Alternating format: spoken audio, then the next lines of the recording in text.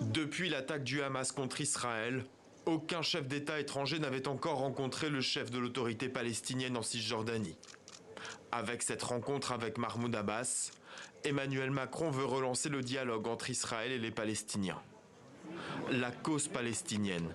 Le président français l'a également évoqué plus tôt avec le Premier ministre israélien, estimant que les Palestiniens ont le droit légitime de disposer d'un territoire et d'un État. La sécurité d'Israël ne peut être durable sans une relance décisive du processus politique avec les Palestiniens. Nous l'avons aussi longuement évoqué. Un volet diplomatique, vu comme une contrepartie à une proposition de lutte armée contre le Hamas.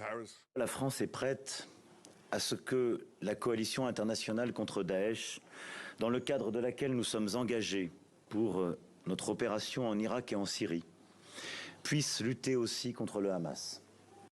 Alors que la guerre qui fait rage à Gaza a déjà fait des milliers de morts, Emmanuel Macron met aussi en garde le Hezbollah et ses alliés en Iran et au Yémen contre l'ouverture de nouveaux fronts.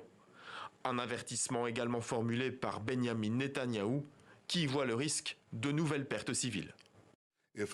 Si le Hezbollah fait l'erreur de participer pleinement à cette guerre, il le regrettera, parce qu'ils embarquent avec eux la population libanaise, comme le fait le Hamas. Emmanuel Macron a aussi rencontré le président israélien, avec qui il s'est notamment réengagé à œuvrer à la libération des otages. Plus tôt ce matin, lors de son arrivée à l'aéroport de Tel Aviv, Emmanuel Macron avait rencontré des familles de Français ou franco-israéliens disparus ou retenus dans la bande de Gaza.